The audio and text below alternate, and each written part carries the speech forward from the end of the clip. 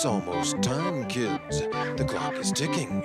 Be in front of your TV sets for the horror-thon. And remember the big giveaway at 9.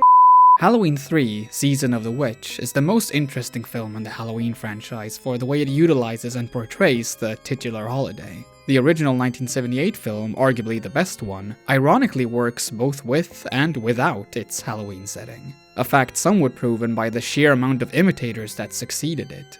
It's more of a spooky backdrop than a narrative necessity, which is a shame, considering the fairly obvious potential in a story about a masked murderer going on a killing spree on a night where everyone is wearing a mask. The audience doesn't get to see adult Michael Myers' face for more than a couple of seconds at the end of the film, but they do get to see him in his mask as soon as the film's first act, meaning that any paranoia that could have sprung from not knowing which of the many masked strangers are out for blood is completely lost.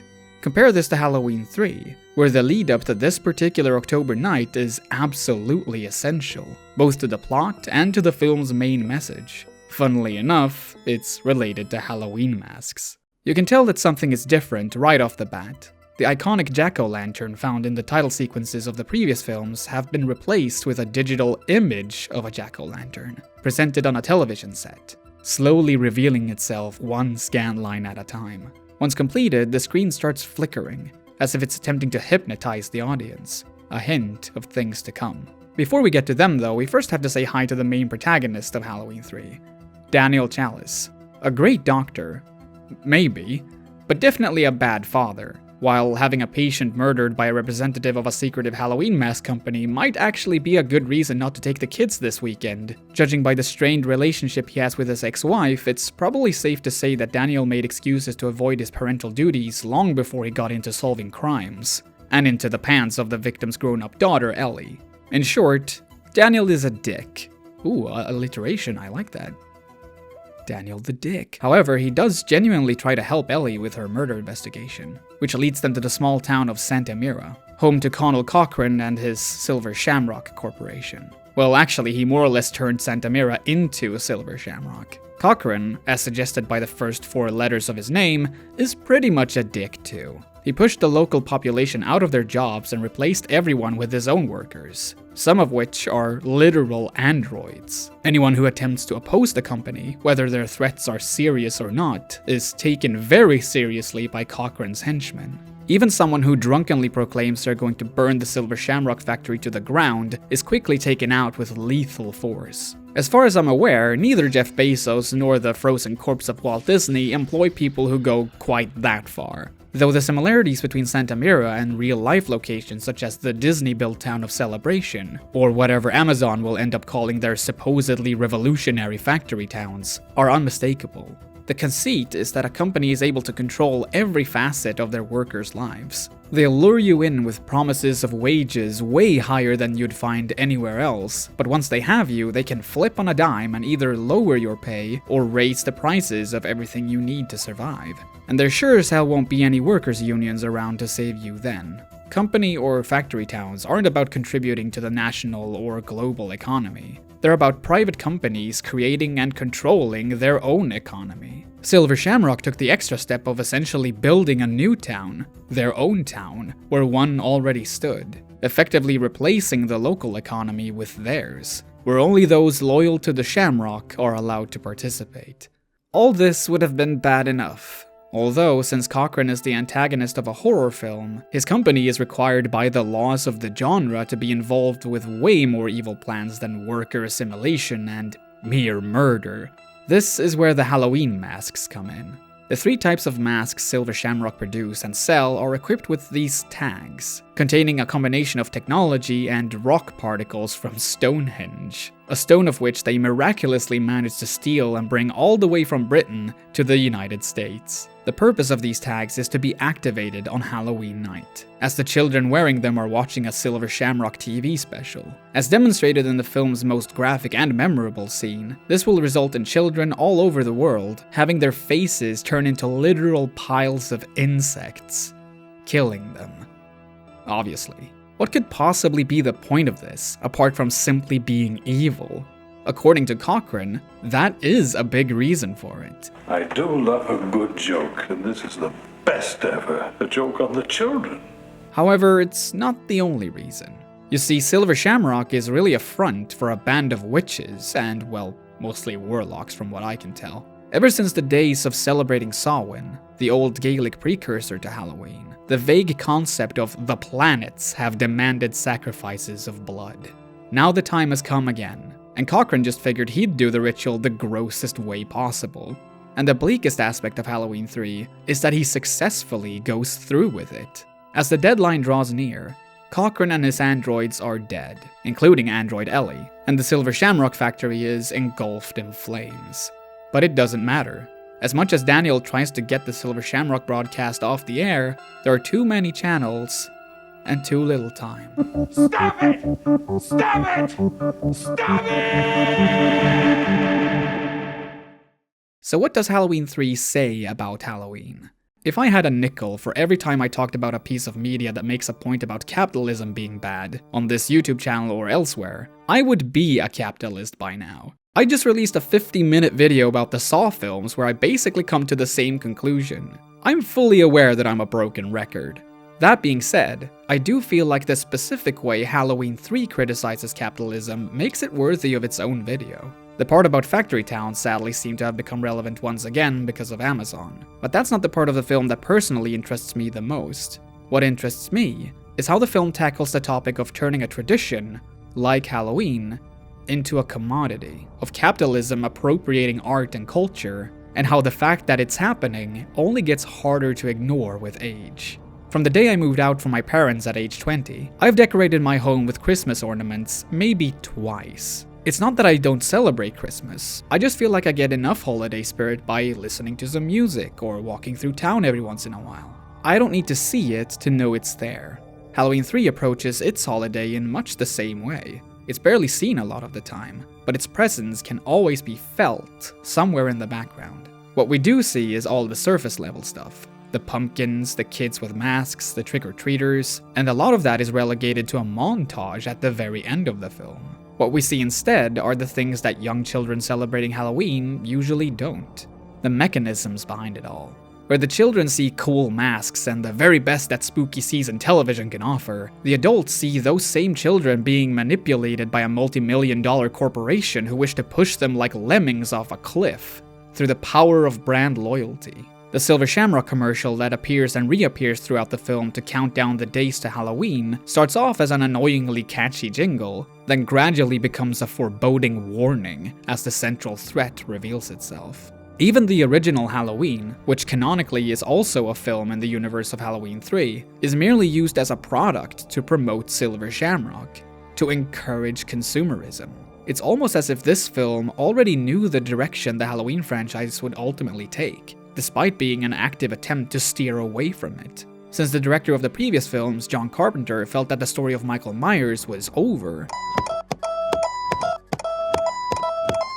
This thing sucks. Halloween 3 was meant to be the start of an anthology series. The film did very well at the box office, but it unfortunately didn't make as much money as the other two. So Michael was brought back for an additional 10 films as of the time of writing. The original Halloween and its sequels ironically became just as much of a commercial product as the holiday it set out to depict. The most blatant example of corporate appropriation of tradition comes from the scene where Cochran explains his goals to Daniel. Cochran tells him of a time, 3,000 years ago, when the hills ran red with the blood of cattle and children. The time of Samhain. It tells him that this was done to control the environment, and that the planets, as previously mentioned, now demand that it should be done again. Maybe all that did happen in the world of Halloween 3. I mean, magic is apparently real, so it's not unlikely. But it's curious how much of a Trumpian make insert thing great again vibe this explanation has. Cochran uses unspecific phrasings like, "we're doing this to control the environment," and exaggerates and conflates historical traditions and myths in order to justify what is, to say the very least, a highly unethical business practice. It's similar to the rhetoric used by the corporate Christian right in the real world. Even if Cochran is telling the truth about how things used to be, he still uses his massive global company to reintroduce a vastly outdated version of a custom for the sole purpose of slaughtering and, above all, controlling the masses. Sorry, the environment. Although, that's not entirely true either.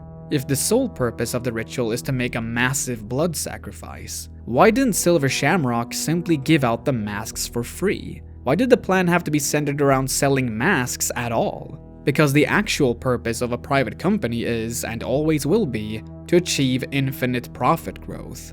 As long as the products are paid for, the lives of those who produce and consume them matter as much as the bugs spilling out of used Silver Shamrock masks. This part was brought to you by script editor Mira Cox. Please hire them. And then, even though Cochran doesn't live to see it, his plan works. Cutting off the head of a snake doesn't matter much when it's attached to a hydra, which in this case is a hydra called Corporate America. Daniel knows the truth. He knows what needs to be done to stop Cochran. But there's always going to be at least one channel who will send out the message of Silver Shamrock, and companies like it. I was genuinely fascinated to learn just how anti-Halloween Halloween 3 is, especially considering the name of the series. The sentiment is a little overdramatic perhaps, in a TV will rot children's brains kind of way.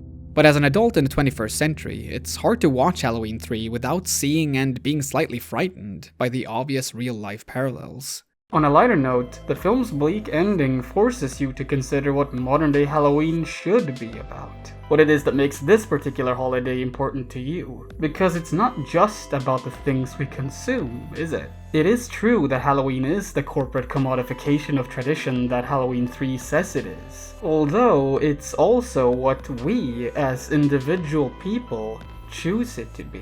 Halloween is an opportunity to express ourselves, to show off our creativity, to delve into the macabre, to explore what's just outside of our comfort zone, to feel a little closer to friends and loved ones who've passed away. Okay, you know what, I can barely breathe in this mask, so I'll be doing the rest of the video without it, if that's okay. I honestly have Halloween to thank for putting me on the path that eventually led to me figuring out my gender identity. On Halloween of 2014, I wanted to dress up as David Bowie from the Aladdin Sane cover. My girlfriend at the time painted the iconic lightning bolt across my face, and she also painted my nails a dark red. And it felt good. Really good. It would take years before I tried wearing makeup again, but the seed had been planted. And when I found myself at my emotional rock bottom with no way of where to go in life, that seed finally blossomed. This is why I get a little frustrated about people, well, mostly women, getting flack for using Halloween as an excuse to dress up as sexy nurses, sexy nuns, or sexy goldfish. This holiday, more than many, actively encourages you to be exactly how and who you want to be. And people are just supposed to deny themselves that freedom? No! If dressing up as a sexy slice of pizza can make someone feel fun, confident, and sexy all in the same night, that's a genuinely beautiful thing. Having said that, things obviously get a little less beautiful when costumes callously appropriate minorities and cultures who are dealing with way too much racism as it is. Too much meaning any amount. If Halloween 3 would have come out today, maybe there would have at least been a subtle mention of how it's specifically white supremacy that makes corporations feel entitled to selling amalgamations of outfits worn by indigenous people in the same aisle as Batman cowls and Minions onesies. Who knows? Maybe we'll get that horror film one day. Don't remember that when I had one of those when I was a kid. Used to sit and watch it for hours. The man has always paid attention to detail. To summarize, Halloween, like any major Western tradition, can easily be reduced to a set of products to sell and buy. Products that tend to come at the cost of art, culture, and in some cases even the actual lives of the people making them. However, it's important to remember that there is more to it than that. Halloween can be a small comforting candle on one of the darkest days of the year. A night to appreciate some of the weirdest and most morbid aspects of the human imagination. A night to find yourself. Although, you might have to try on a couple of masks before you find out who that is. Happy Halloween, everyone. All my kids are dead. All my kids are dead. Think of bugs in their heads. All my kids are dead. All my kids are dead. All my kids are dead. Think of bugs in their heads. All my kids are dead. Oh wait, you're still here. Whoa. Sorry about that. Since you're still here, the guitar is gonna slide down, I think. I'll take the opportunity to thank you all so much for watching, and also a huge thanks to all of the people who support me on Patreon.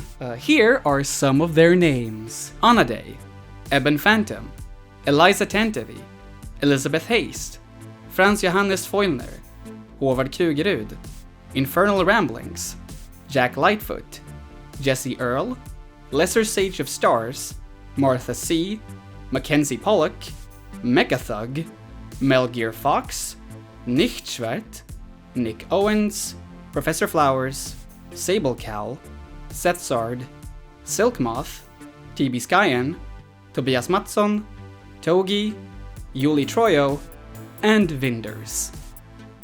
I did that all in one take, holy shit! And finally, I want to thank Mira Cox for proofreading the script. If you yourself need some help with editing your creative writing, by all means click the link in the description. If you like this video and you like the stuff I do, then I guess, like the video, leave a comment, become a patron, that would help me a lot. That's what keeps this boat floating at the moment. Check me out on Twitter maybe, and what else? Oh my god, you all have to check out We're All Going to the World's Fair. It's one of the best horror films I've seen all year.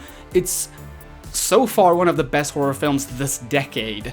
It's genuinely fantastic, and it really takes the found footage formula and translates it so bloody well to the medium that is the internet.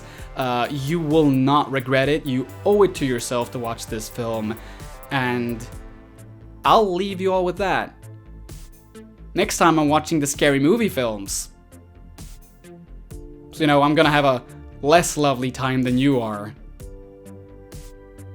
Yeah. I fucking suffer for the art, god damn it! What's the matter? Don't you have any Halloween spirit? No.